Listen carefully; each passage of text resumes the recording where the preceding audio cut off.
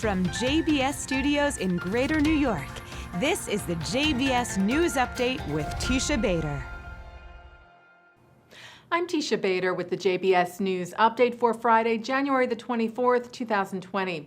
U.S. President Donald Trump said he could release the highly anticipated U.S. peace plan for Israel and the Palestinians before meeting next week with Israeli leaders. Trump told reporters today on Air Force One about the American effort, saying it's a great plan. It's a plan that really would work. As far as how the Palestinians continuing to say they will reject the plan, Trump said we've spoken to them briefly, but we will speak to them in a period of time. He said, I'm sure they maybe will react negatively at first, but it's actually very positive to them. As we reported to you, Vice President Mike Pence, while in Israel yesterday for the World Holocaust Forum, invited Israeli Prime Minister Benjamin Netanyahu to come to the White House on Tuesday. Netanyahu suggested Blue and White Party leader Benny Gantz also attend, and Pence said both men had accepted the invite.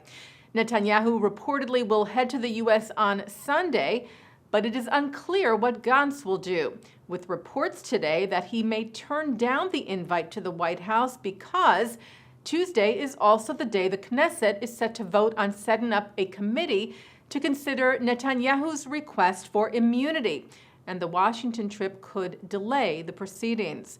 Gantz said he would address the press tomorrow night, Saturday, about the issue. The Times of Israel reports that a soccer ball attached to balloons and an explosive device was launched into southern Israel today from Gaza. It landed in an open area in the Sha'ar HaNegev Regional Council. IDF sappers were called to the scene and safely defused the device with no damage or injury. U.S. Democratic presidential hopeful Pete Buttigieg pledged to strongly fight anti-Semitism and hate should he be elected. The JTA asked candidates from both parties how they would fight anti-Semitism and published Buttigieg's answers this week. First, he said, my administration will devote $1 billion to prevent and combat radicalization and violent extremism. When asked about the line between criticism of Israel and anti-Semitism, Buttigieg said there is ample room for respectful disagreement and debate around the policies of the Israeli government, but he said criticism of Israel that is expressed, for example, by invoking dangerous tropes and insidious stereotypes about Jews or by denying the Jewish people the right to self-determination are examples of criticism that crosses the line from legitimate criticism into anti-Semitism. Buttigieg also said he disagreed with the BDS, Boycott, Divestment, and Sanctions movement against Israel, but that efforts to counter BDS must respect freedom of speech. The King of Morocco, Mohammed VI, inaugurated a new Jewish spiritual center in his country last week. Beit Dakira was a private home and synagogue dating back to the 19th century, now transformed into an international center for preserving and promoting Moroccan Jewish heritage. Longtime senior advisor to the Moroccan royal family, Andre Azoulay, who is Jewish, presented the king with a Torah and a Quran, lauding Morocco's protection of diversity.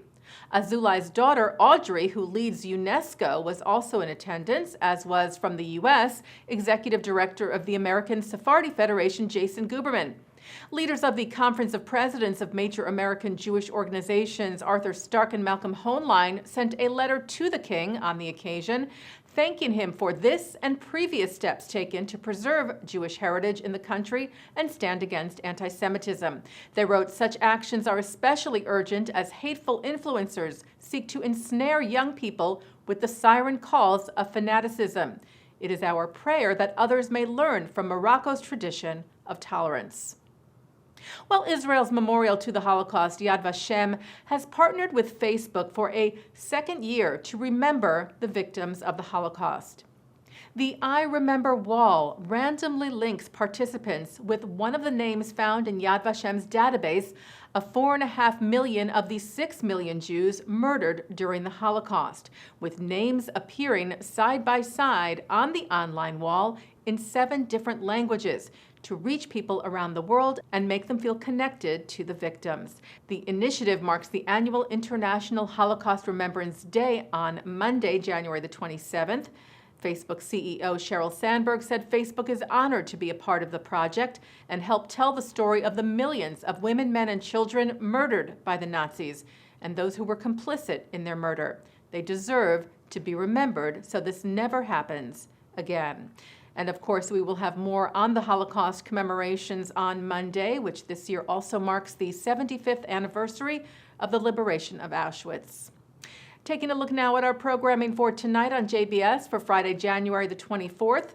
Live Shabbat services are coming up at 6 o'clock from New York City's Central Synagogue, followed by a concert with popular Israeli mass singing phenomenon Kululam from the recent AIPAC conference. At 8, Rabbi Capers Funyeh speaks at the 92nd Street Y. At 9, it's the film Blue and Gray, about the 10,000 Jewish soldiers who fought in the Civil War. At 10, we hear from former Jerusalem Mayor Nir Barkat. At 10:20, a Kabbalat Shabbat service from the Hampton Synagogue. And coming up right after this newscast, a look at this week's Torah portion. And that's the JBS News Update for Friday, January the 24th, 2020. I'm Teisha Bader. Shabbat Shalom.